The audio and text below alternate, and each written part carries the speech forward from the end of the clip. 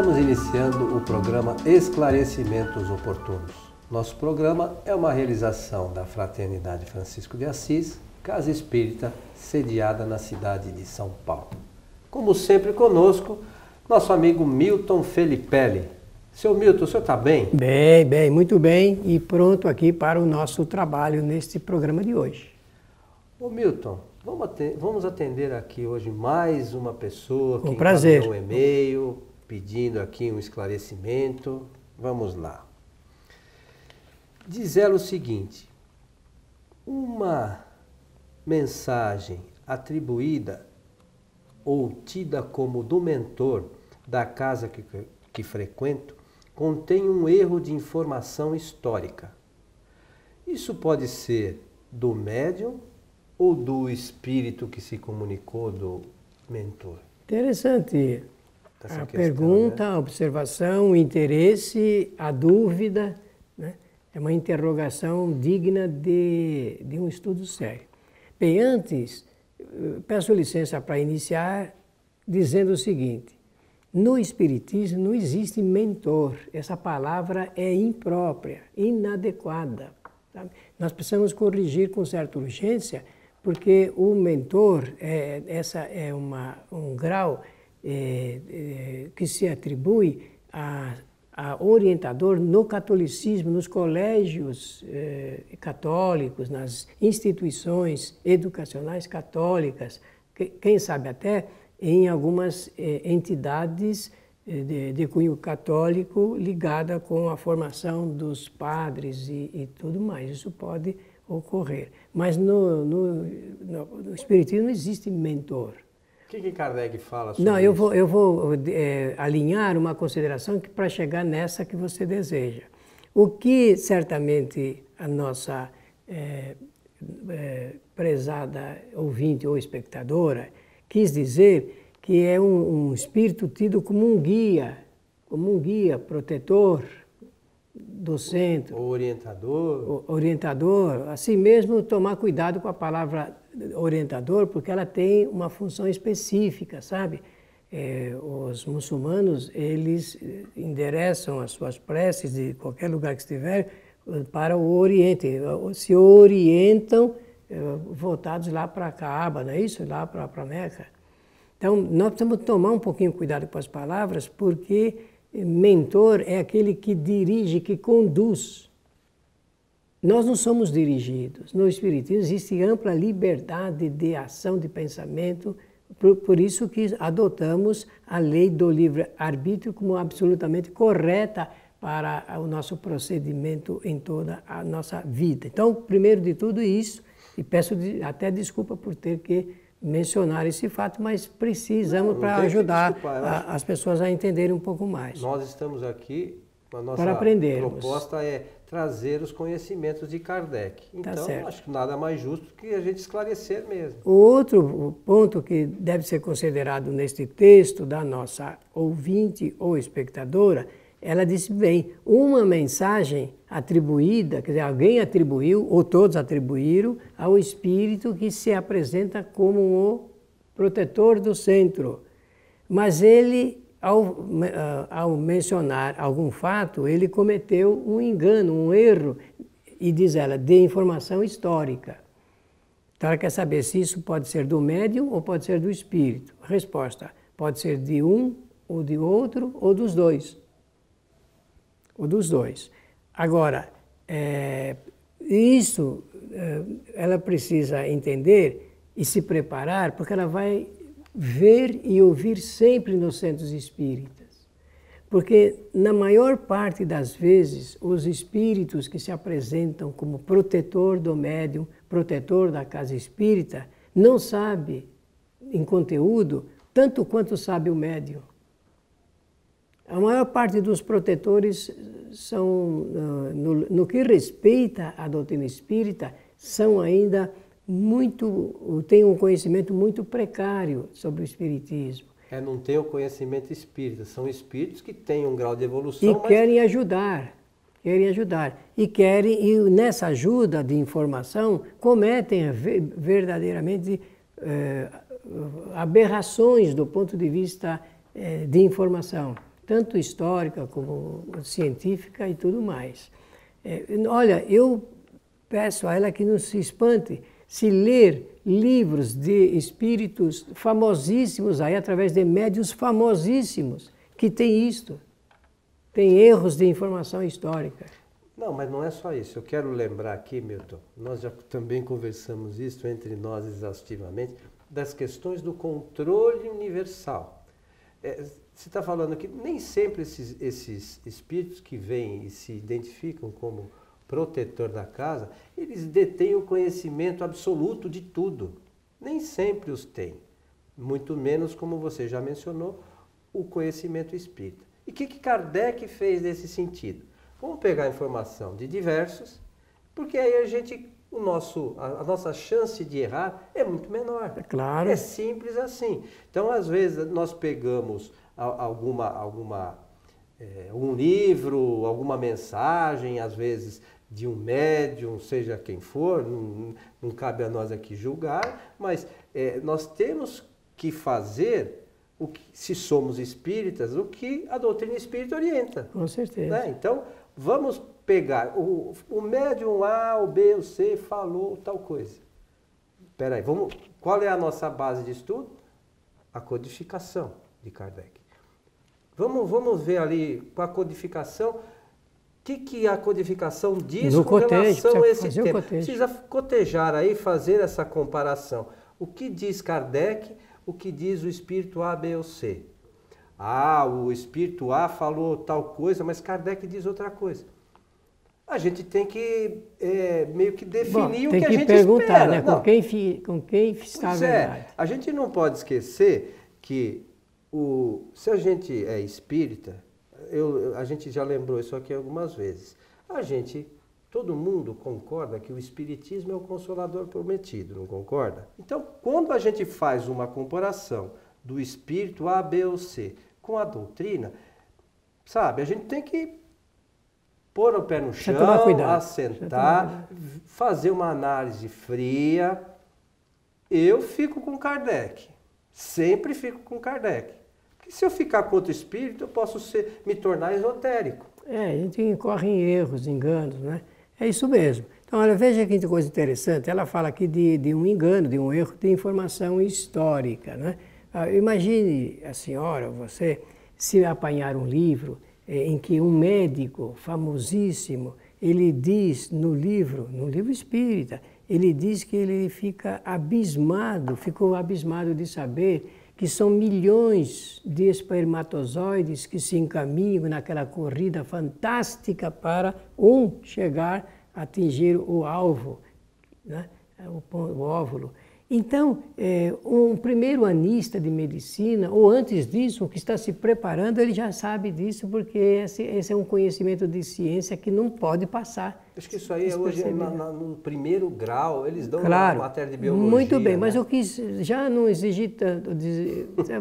Não forçar muito, né? Mas isso está em livro espírita. O outro dá uma informação. Essa também é errônea do ponto de vista histórico. Coloca na boca de Jesus uma frase que no Evangelho não foi ele que disse. Demonstra também que o Espírito não tem esse conhecimento com essa absoluta correção. Você quer ver um outro negócio que eu estava lendo no outro dia? Todo mundo lê a escala espírita e fala dos espíritos perfeitos, que eles não estão mais sujeitos, né, as paixões humanas, aquelas coisas que a gente acha, nós não podemos nem imaginar. Não tem ideia. Não temos nem ideia. Aí num livro tal, diz que Jesus ficou triste. Ou então ficou nervoso, entrou no templo. Existem umas coisas que as pessoas falam da escala espírita e depois falam tecem um comentário desse gênero, não conhecer nada de Kardec. Das características de um espírito superior, pois né? É. Tá certo. Então, vamos retornar aqui a essa nossa ouvinte, que está sedenta aí de saber se isso pode provir do médium. Pode sim. Por que a doutrina espírita diz isto? Porque o médium ele participa da comunicação. Agora, se perguntar, mas em que porcentagem ou percentagem isso se dá? Isso varia muito, não dá para a gente antecipadamente medir e explicitar. O que nós sabemos, está lá no livro dos médiuns, que o médium ele participa integralmente da comunicação. Olha, eu falei 2 vezes e peço licença para falar 3, porque os espíritas precisam entender que não é porque o espírito ele se pronuncia que aquilo tem que ser declarado como uma coisa absolutamente absoluta. Porque Kardec ele descobriu, e tanto descobriu que ele esclareceu em 1867, quando ele está narrando as suas peripécias de início do seu trabalho espírita, de que ele causou surpresa, e a primeira coisa que ele aprendeu é de que os espíritos nada mais são do que as almas dos homens que viveram na Terra. Sujeitos a quê? A erros, imperfeições. Então não aguarde perfeição nas informações dos espíritos. Venha de que espírito for. Está escrevendo aí pelo médium mais famoso, tem que passar pelo crivo da razão, tem que passar pela análise crítica, doutrinária, não ter receio de assinalar os erros, os equívocos que eles cometem, porque se nós nos omitirmos, nós não estaremos contribuindo para o progresso do nosso movimento. A gente escuta, Milton, aí, por todos os cantos as pessoas falarem que no Espiritismo a fé é raciocinada. E a gente não usa a razão, não usa a razão para fazer uma comparação daquilo que a gente ouve com as coisas de Kardec.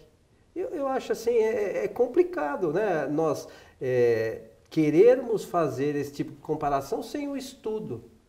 Então, no livro dos médiuns, Erasto, um espírito que contribuiu bastante do ponto de vista doutrinário, de vigilância doutrinária com Kardec, ele no item 230, Kardec aproveitou integralmente a palavra dele. Depois de criar a sua mensagem, de fazê-la assim com muita justeza, ele escreve o seguinte: será preferível rejeitar 9 verdades do que aceitar uma só falsa teoria ou mentira. Kardec se utilizou desta prática, né, Milton? E nós deveríamos também aplicar, já que somos espíritas, nós deveríamos aplicar nas comunicações que temos, que recebemos, essa orientação. Porque às vezes a comunicação é bonita e lá no cantinho tem uma palavrinha ali que faz toda a diferença. Contradiz o que escreveu anteriormente. Essa contradição leva à suspeição. E a suspeição faz com que tomemos essa decisão de rejeitar a comunicação como verdadeira. Aproveitamos a oportunidade para mostrar que se pode aferir uma comunicação de espírito. Nós temos que tomar essa medida por vigilância e garantia da nossa doutrina, porque o que está acontecendo no meio espírita é uma enxurrada de livros não contendo informações corretas, desacertadas, contraditórias e também aquelas que contradizem a própria doutrina e os espíritas estão aceitando. Mas eu acho que isso, de uma certa forma, Milton, se alguém trouxe uma mensagem dessa, é aceitável. Ele achou por bem escrever aquilo. Mas eu acho que nesse caso o erro é nosso. Porque a gente não faz, como dissemos aqui no início, o cotejamento necessário. Será que aquilo é verdade? Faça uma análise fria. Não é para denegrir a imagem de ninguém, não é falar que o espírito é ruim ou é bom, não é nada disso. Nós temos que ser conscientes, eu acho, né? E usar a tal da fé raciocinada. Então eu vou pegar o livro, esse espírito está falando tal coisa. O que Kardec falou?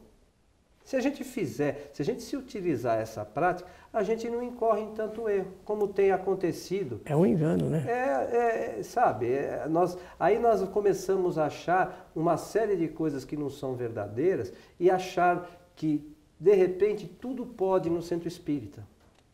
Ou no meio espírita. No meio espírita, que tudo pode. Não, mas é só aí. O que tem de mais? Nada tem nada demais. Aí tudo vira doutrina espírita, né? Sabe, e Kardec é o único que fica esquecido nessa história toda. Com essa aceitação tácita de informações errôneas, nós acabamos por dilacerar a doutrina espírita.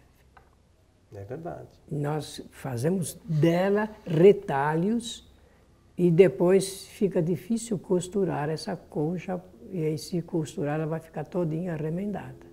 Nesse sentido também, eu quero lembrar aqui, Milton, que por vezes existem pessoas que acham que existe na doutrina espírita livros complementares à obra de Kardec.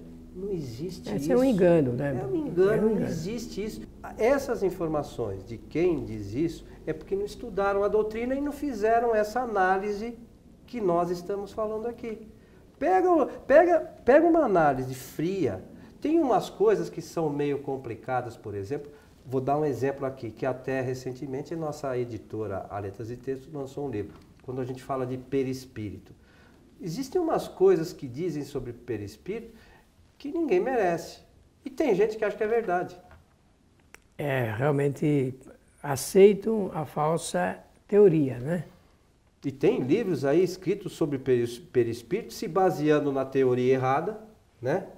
Ele se baseia na teoria errada e acha que aquilo é verdade. E se faz um tratado baseado em informações erradas. E sobre essa matéria, o Espiritismo é completo nisso. O trabalho de Allan Kardec, ele se circunscreve em pontos fundamentais da doutrina, que nós devemos ler, reler, assimilar, para poder se pronunciar corretamente, porque senão nós acabamos por falar coisas que não são certas. Então a gente sempre sugere aqui, né, Milton, que aquele que quer conhecer a doutrina espírita, comece pelo livro que Kardec orientou para que a gente lesse, que é o livro que é Espiritismo, não é isso mesmo? Olha, é um livro fácil de ler.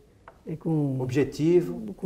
Kardec escreveu de uma forma muito direta, e daquelas de perguntas àqueles personagens e de respostas que são bastante ajustadas à necessidade do conhecimento imediato, porque com esse livrinho a pessoa fica conhecendo fundamentalmente as bases da doutrina.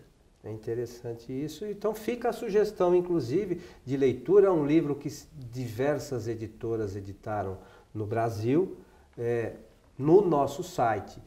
Kardec.tv, tem lá para aquele que quer baixar, fazer o download, está lá gratuitamente, entra lá, baixa o livro, dá uma lidinha, algo bastante interessante, né, Milton? Com certeza. Eu queria voltar aqui ao e-mail, porque como a nossa ouvinte ou espectadora, ela não diz se a mensagem veio por psicografia ou psicofonia, eu gostaria de sugerir aos centros espíritas que adotassem o critério da gravação das comunicações.